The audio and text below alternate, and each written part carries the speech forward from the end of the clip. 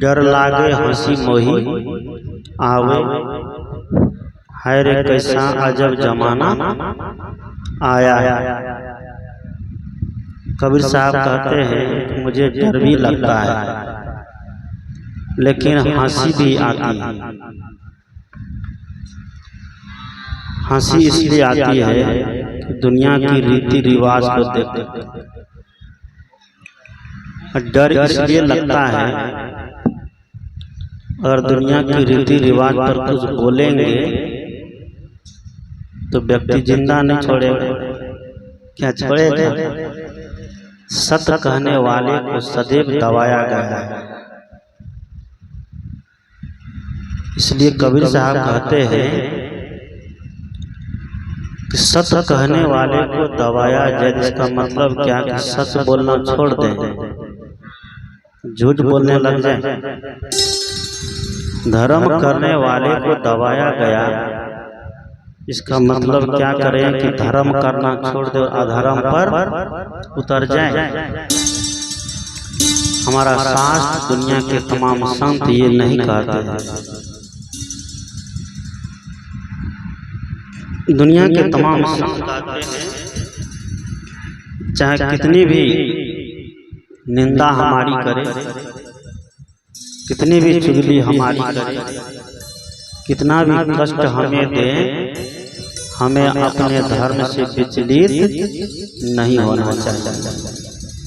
यही एक वैष्णव व्यक्ति का कर्तव्य है, यही एक सत्संगी व्यक्ति का कर्तव्य है।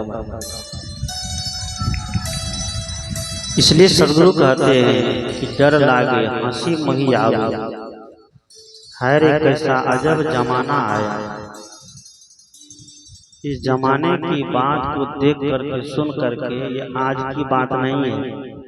आज हम लोग कहते हैं कि जमाना खराब है, कहते हैं ना, लेकिन यह पंक्ति, यह बात कबीर साहब आज से लगभग 650 साल पहले लिखते हैं। 600 साल पहले लिखते हैं। क्या डर लग रहा है, हंसी आ रही है, क्यों कि जमाना बड़ा गजब हो गया, जमाना बड़ा बदल गया। अभी ये शिकायत करते हैं कि जमाना बदल गया है। ये शिकायतें उस समय भी थी जिस समय बड़े बड़े संत हुए हैं, जिस समय भगवान हुए हैं, जिस समय भगवान बुद्ध हुए, जो इतने बड़े विद्वान, भगवान बुद्ध के समय में भी उसका चचेरा भाई ही, जिसका नाम था क्या, देवदत्त, वह भी पैदा ले लिया। भगवान बुद्ध दुनिया को ज्ञान देने का काम करते थे, समझाने का काम करते थे, सद्मार्ग पर लाने का काम करते थे। लेकिन देवदत्त जो है उसका पीछा पड़ करके, उसका पैर खींचने के फेर में हर समय रहा था। हर समय उनको नीचा दिखाने में, हर समय उसको दुख देने में, कष्ट देने में पड़ा रहा था। अब सोचिए, लेकिन फिर भी भगवान बुद्ध उसके ऊपर ध्यान नहीं दिए। संत ईसा को देखिए, संत ईसा को कहते हैं कि क्रास पर चढ़ाया जा रहा था, और क्रास पर चढ़ा करके उनके हाथ पैर हर जगह कील ठोक दिए। संत ईसा ने कहा कि प्रभु, इनको जो गुनाह कर रहा है, इसकी गुनाह को माफ करना, क्योंकि इनको पता नहीं है कि हम क्या कर रहे हैं। संत ईसा ने कहा कि इनको पता नहीं है, जब इनको पता चल जाएगा हम जो करने जा रहे हैं वह काम गलत है, वह अन्याय है। किसी जीवित प्राणी को जीते जी कील ठोक देना, उसका धड़ से सर को अलग कर देना, यह पाप ही है ना, यह अन्याय ही तो है। लेकिन आज व्यक्ति कर रहा है, उसकी आत्म चेतना इतनी सो गई है, उसको पता नहीं चलता है कि हम अधर्म कर रहे हैं। चलता है, पाप पर पाप किए जा रहा है और धर्म का भी दुहाई देता है हम तो धर्म कर रहे हैं, और धर्म की आड़ में बहुत बड़ा पाप हो रहा है। देवी के नाम पर, देवता के नाम पर, भगवान और भगवती के नाम पर चल रहा है कि नहीं चल रहा है। हमारे हिंदू समाज में अब कितने, एक दो नहीं, 33 करोड़ देवी देवता है ना, एक दो नहीं, 33 करोड़ देवी देवता है।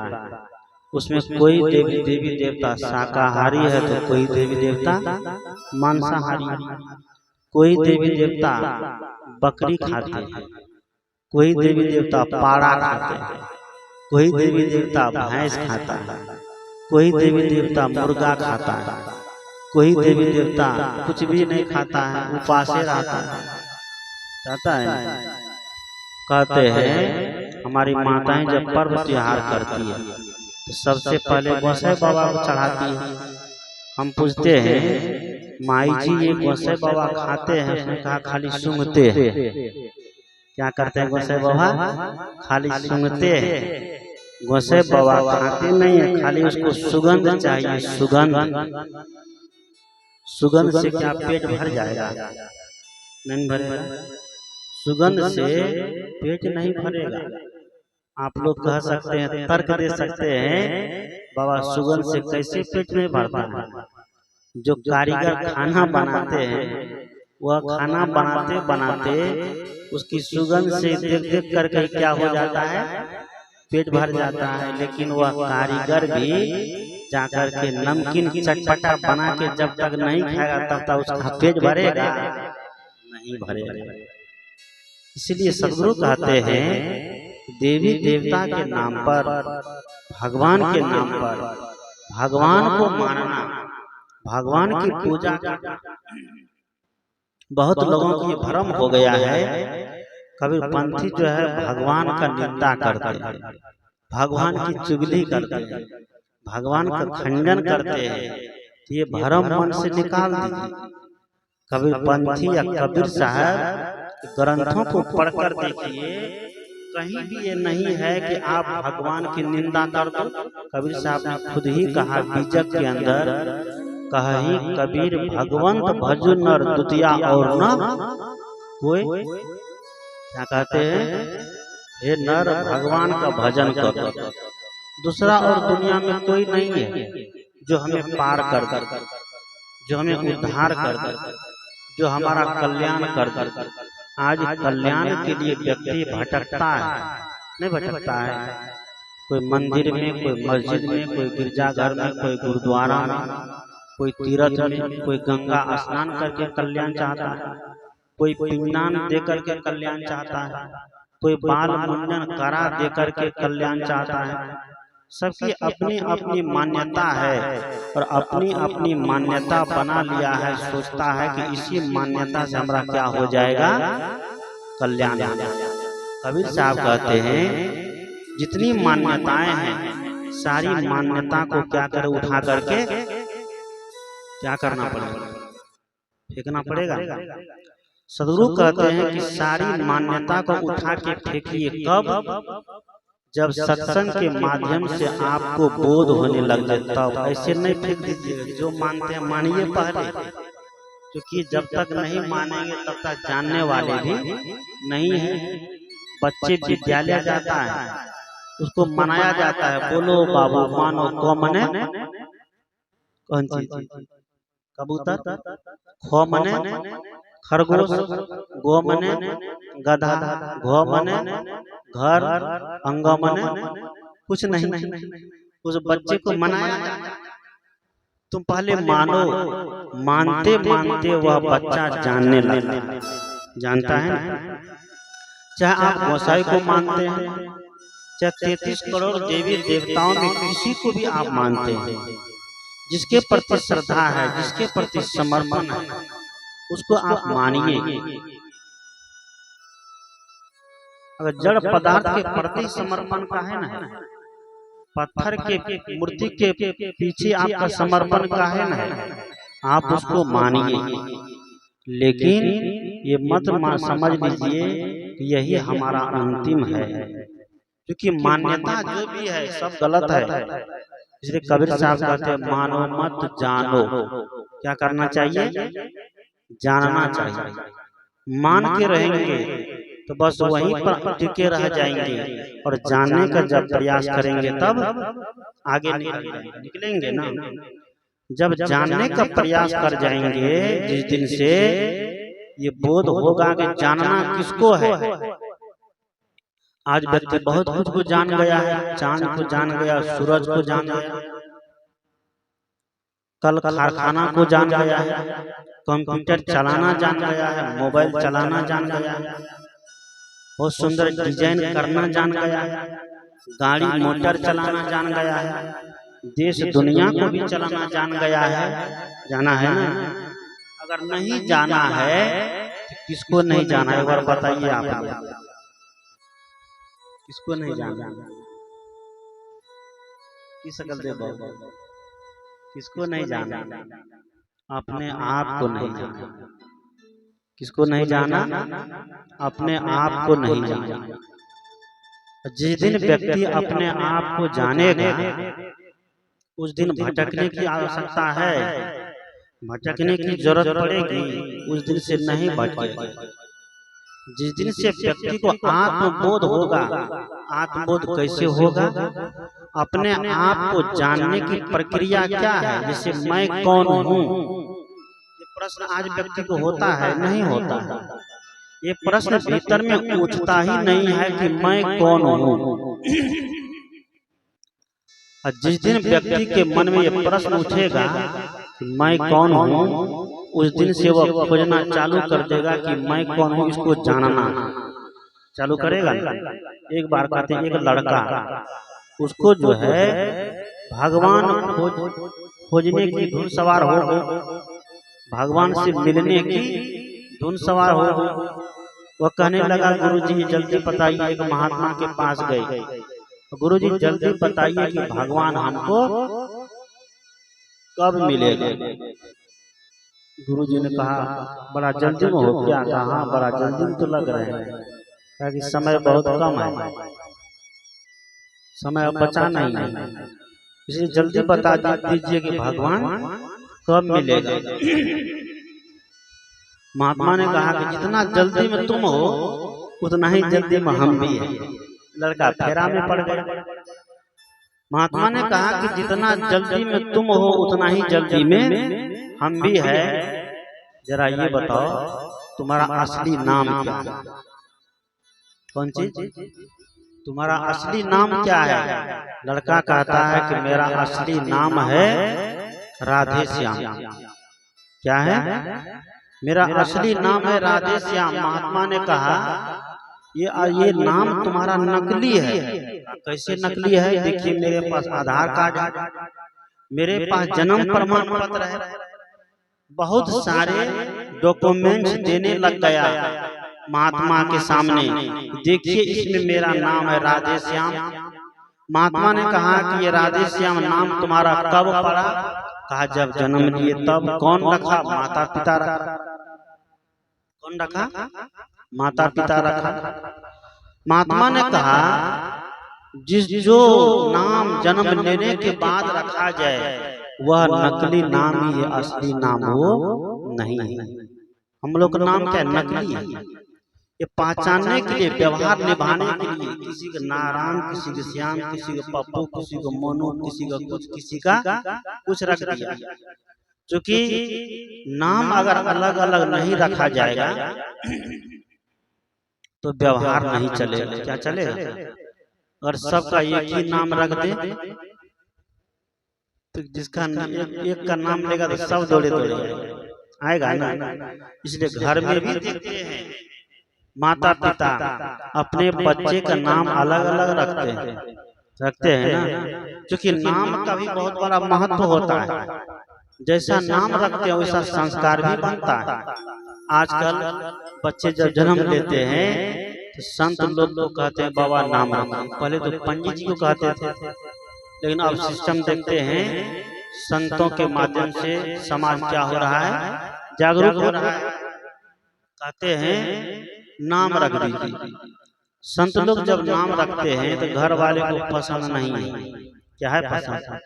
घर वाला को साधु महात्मा का नाम पसंद नहीं है, इसलिए हमसे कोई कहते हैं नाम रख दीजिए, मैं कहता हूँ मुझे नहीं रखना है, तुम्हारा बच्चा है, तुम जानो, तुम अपना नाम रख लो जो रखना है। क्योंकि हम नाम अगर उसको निकाल के देंगे, जिस नाम का कोई अर्थ है वह नाम उसको पसंद नहीं है। उसको चाहिए टिंकू, उसको चाहिए मिंकू, उसको चाहिए सिंटू, उसको चाहिए बबली, उसको चाहिए डबली, उसको चाहिए लवली।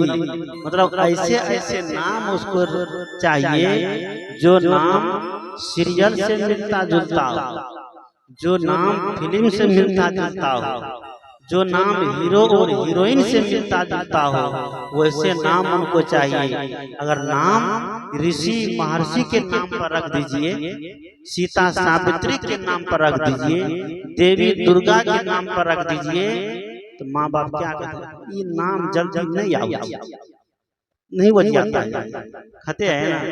माँ बाप कहते हैं कि यह नाम जल्दी मुंह पर लबज पर नहीं बच जाता। Lovely, humpy, dumpy, lovely, bubbly, dubbly, क्या क्या नाम आता है, ये नाम उसको जल्दी बच जाता है ना। इसलिए सदगुरु संत कहते हैं बच्चे का नाम भी रखिए तो बड़ा सोच विचार कर रखिए, क्योंकि नाम के जैसा उसका काम होता है। इसलिए रावण कभी नाम रखा था, आज सुनते हैं रावण नाम नहीं सुनते हैं। दुर्योधन युधिष्ठिर नाम सुनते हैं, लेकिन दुर्योधन नाम सुनाई नहीं देता है। क्या देता है? मंथरा नाम सुनाई देता है? नहीं देता है।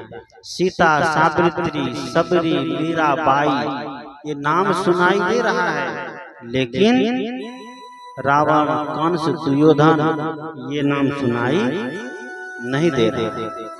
इसीलिए सदगुरु संत कहते हैं अपने बच्चे का नाम सुंदर खोज के रखिए, जिसका कुछ अर्थ है, जिसका कुछ मतलब है, ऐसा नाम अगर संत गुरुजन दे तो उसको जरूर रखना चाहिए। मैंने कहा, उसने कहा कि आधार कार्ड में मेरा नाम क्या लिखा हुआ है? राधे श्याम। महात्मा ने कहा कि बिल्कुल ये नकली नाम है, डुप्लीकेट नाम है, असली नाम बताओ। वो असली नाम खोजने लगा, कहाँ असली नाम नहीं मिला। महात्मा ने कहा ठीक है, तुम असली नाम नहीं बता पाया, असली पता बता दो। क्या बता दो? असली पता बता दो।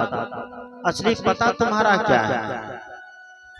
उसने कहा कि असली पता हमारा है बलवा ग्राम में निवास करते हैं। कितना नंबर वार्ड है ये? क्या नंबर वार्ड चाहिए? 11 नंबर वार्ड में हमारा घर है, स्कूल के बगल में है। महात्मा ने कहा तुम्हारा पता भी एकदम डुप्लीकेट है, ये नकली ओरिजिनल नहीं है। कहा कि तुम्हारा यहाँ घर कब बना? कहा जब जन्म लिए तब, बड़े हुए तब, होश संभाले तब घर बनाए। उसने कहा जन्म लेने के बाद तुम घर बनाया, इसीलिए तुम्हारा घर का पता भी क्या है? क्या है? नकली। क्या है? तुम्हारा घर का पता भी नकली है, तुम असली बता दो। और असली खोजने के चक्कर में लड़का इधर उधर देखने लग गया।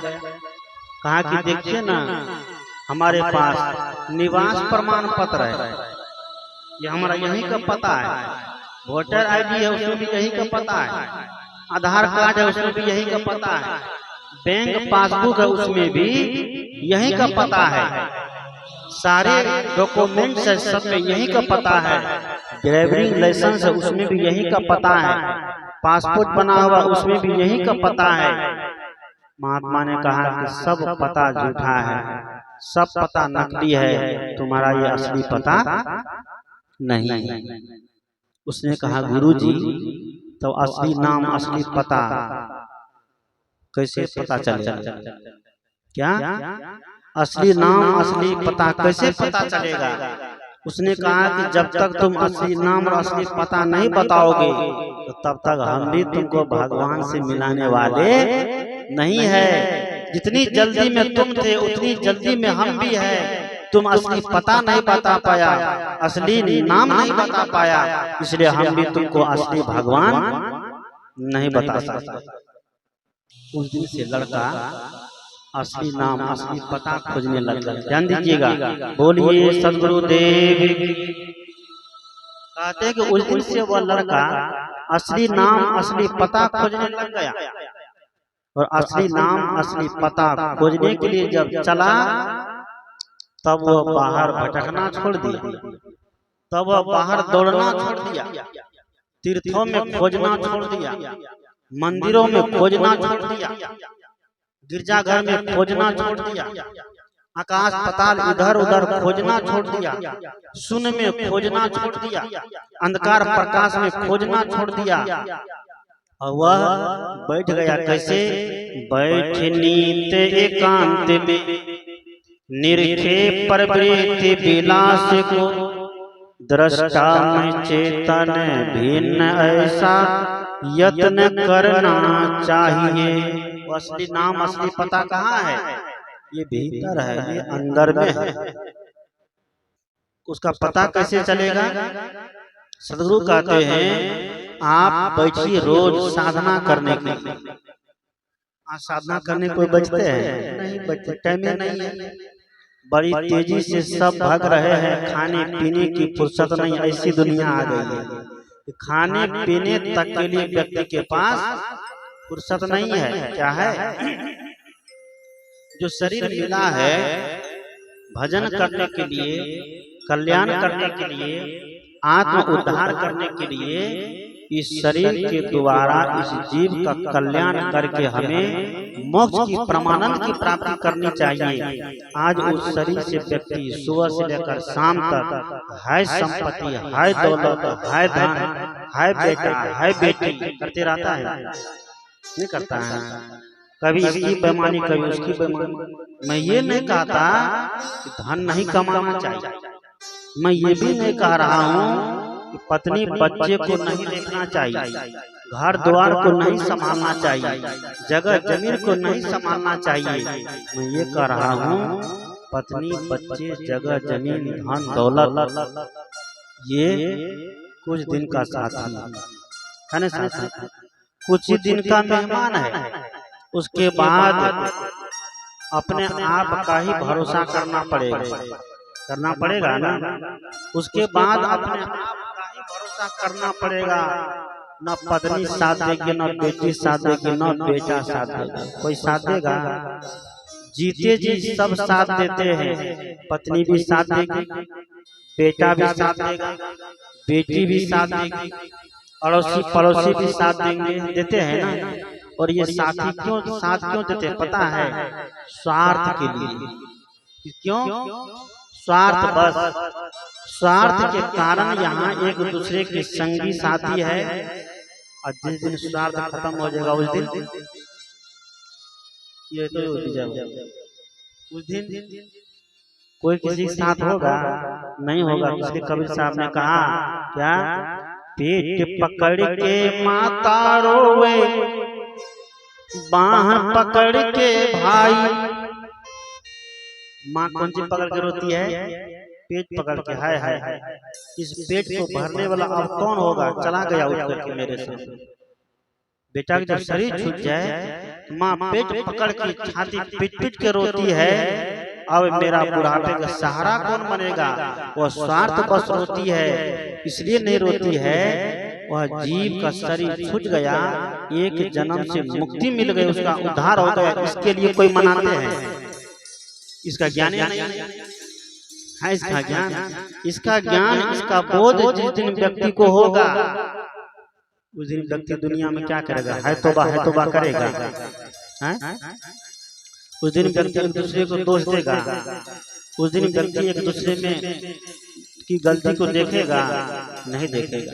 उस दिन व्यक्ति एक दूसरे के धन की बेईमानी करेगा नहीं करेगा। कल मैं जा रहा था बाइक से जा रहा था, कुछ काम था, तो पेट्रोल पंप पर पेट्रोल लेने गए।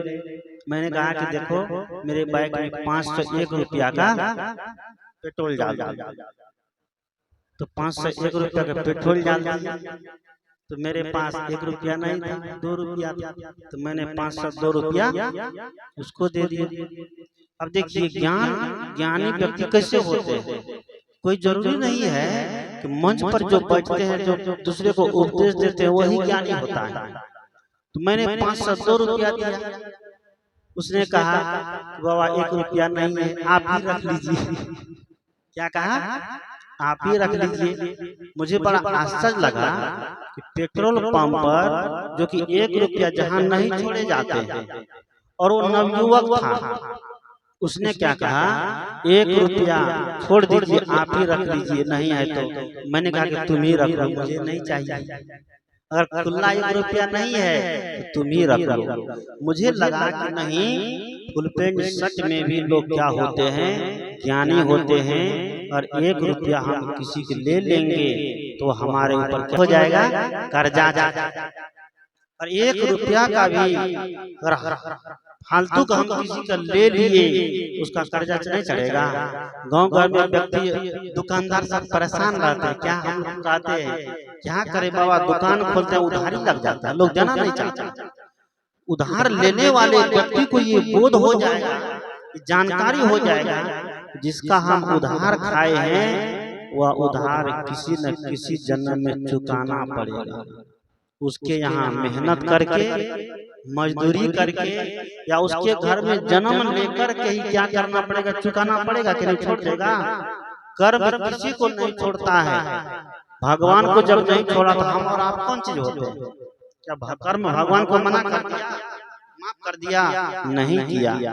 इसलिए गोस्वामी तुलसीदास ने कहा, कर्म प्रधान विश्व रचि राखा, जो जस करहि सो तस फल चाखा। गोस्वामी जी कहते हैं कर्म प्रधान है, इसीलिए क्या क्या पूरी दुनिया को रच करके रखा है। लेकिन अंतर है, अगर पाप का कर्म करेगा तो कौन सा फल मिलेगा? पुण्य वाला। कौन सा मिलेगा? पाप वाला ही मिलेगा। और कोई पुण्य का फल काम किया है तो पुण्य का ही मिलेगा उसको, पाप का। कोई किसी की निंदा किया है तो उसको कौन सा फल मिलेगा? निंदे वाला मिलेगा। कोई किसी की चुगली का तो चुगली वाला ही मिलेगा।